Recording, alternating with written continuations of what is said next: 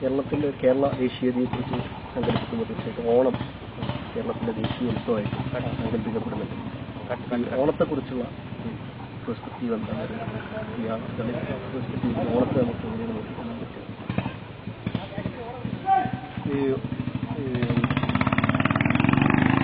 ഓണം ഒരു കേരളത്തെ സംബന്ധിച്ച് പലതരത്തിലുള്ള മിത്തുകൾ കേരളത്തിലെ ഭരണസമൂഹം ഒരു 10-ാം നൂറ്റാണ്ട് മുതൽ പലതരത്തിലുള്ള മിത്തുകൾ ചരിത്രമായിട്ട് സ്ഥാപിച്ചിട്ടുണ്ട്.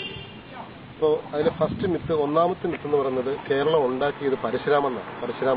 അത് തന്നെ ഒരു വലിയൊരു മിത്താണ്, സ്റ്റോറി, ഒരു ലെജൻഡാണ്. ഈ അല്ലെങ്കിൽ ഒരു ബ്ലൈൻഡ് ലെജൻഡാണ്. ഈ ബ്ലൈൻഡ് അന്ധമായ ഈ കെട്ടുകഥയെ, ഈ ബ്ലൈൻഡ് ലെജൻഡിനെ ഇവർ ഹിസ്റ്ററിയാക്കും. അപ്പോൾ കേരളം ഉണ്ടായത് തന്നെ ഒരു ഈ പറയുന്ന ഒരു കള്ളക്കഥയിലൂടെയാണ് കേരളം ഉണ്ടാക്കിയെന്ന് പറയുന്നത്. അപ്പോൾ അതിന്റെ തുടർച്ചയാണ് എപ്പോഴും ഇന്ത്യൻ സമൂഹത്തിലെ ഇന്ത്യയിലെ പ്രത്യേകിച്ച് ബ്രാഹ്മണ്യ വരേണ്യ നിർമ്മിച്ചിട്ടുള്ള ലെജൻഡുകൾ, അവർ നിർമ്മിച്ചിട്ടുള്ള ബ്ലൈൻഡ് സ്റ്റോറി, കള്ളക്കഥകൾ.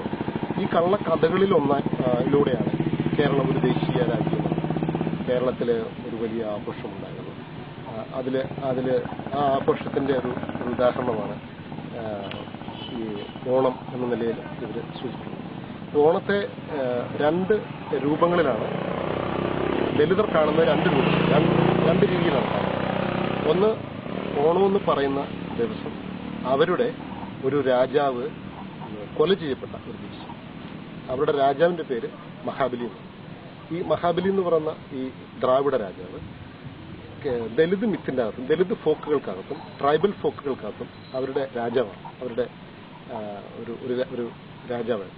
ഈ രാജാവ് നല്ല രാജാവ്. ആളുകളെയൊക്കെ ഈക്വാലിറ്റി കൊടുത്തിട്ടുണ്ട്, സമത്വത്തിന് ശ്രമിച്ചിട്ടുണ്ട്, സാഹോദര്യത്തിന് ശ്രമിച്ചിട്ടുണ്ട്. അപ്പോൾ ഈ സമത്വവും സാഹോദര്യവും ഈക്വാലിറ്റിയും ഫ്രട്ടേണിറ്റിയും ലിബർട്ടിയും കൊടുത്തിട്ടുള്ള രാജാവ്, ഇന്ത്യയിൽ ഈ രാജാവ് വരണമെങ്കിൽ ഇത് ഒരു ബുദ്ധന്റെ മിത്തിൽ നിന്നേ വരാൻ പറ്റും. ഇത് ബുദ്ധന്റെ മിത്തിൽ നിന്ന് വരുന്ന ഒരു രാജാവാണ് ഈ രാജാവ്.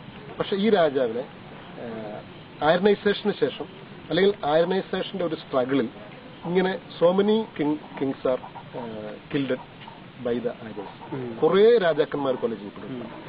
അതുകൊണ്ടാണ് ഈ സെയിം ഫോക്ക് ദളിതർക്കിടയിലും ട്രൈബ്സുകൾക്കിടയിലും, ഇപ്പോൾ വയനാടൻ ആദിവാസി സോങ്സിനിടയിലൊക്കെ ഈ ഇത് കാണാൻ പറ്റും. മാവേലിയെ വാമനൻ കൊന്നിട്ടുണ്ട്. അപ്പോൾ ഈ ഓണം എന്ന് പറയുന്നത് ദലിതരെയോ ആദിവാസികളെയോ ഒക്കെ സംബന്ധിച്ചിടത്തോളം അവരുടെ രാജാവ് കൊല ചെയ്യപ്പെട്ട ബ്ലാക്ക് ഡേ ആണ്, ദുഃഖ ദിവസമാണ്. അതേസമയത്ത് ഇത് വരേണ്യരെ സംബന്ധിച്ചിടത്തോളം അത് ഹാപ്പി, അവരുടെ സന്തോഷത്തിന്റെ ദിവസമാണ്. കാരണം അവരുടെ എൻട്രൻസ്, അവരുടെ പവർ എൻട്രൻസ് ചെയ്ത, അവർക്ക് അധികാരം ലഭിച്ച ഒരു ദിവസമാണ്. ഏറ്റവും പ്രധാനപ്പെട്ട രാജാവിനെ കൂടി കൊന്നുകഴിഞ്ഞു. ഇനി അവർക്ക് ആരും പേടിക്കാനില്ല.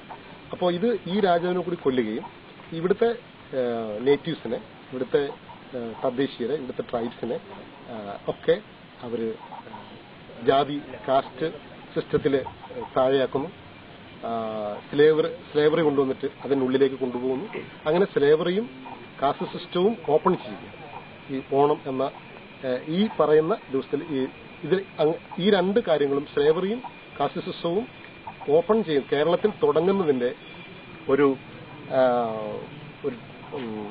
ടൈമാണ്, അല്ലെങ്കിൽ അതിന്റെ ഒരു ഏജാണ് ഈ മാവേലി മരിക്കുന്നതോടുകൂടി.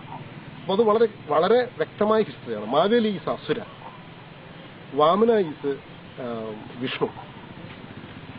പക്ഷേ അസുരനായ മാവേലി എല്ലാവർക്കും ഈക്വലായിട്ട്, തുല്യമായിട്ട് ഭരിച്ചു.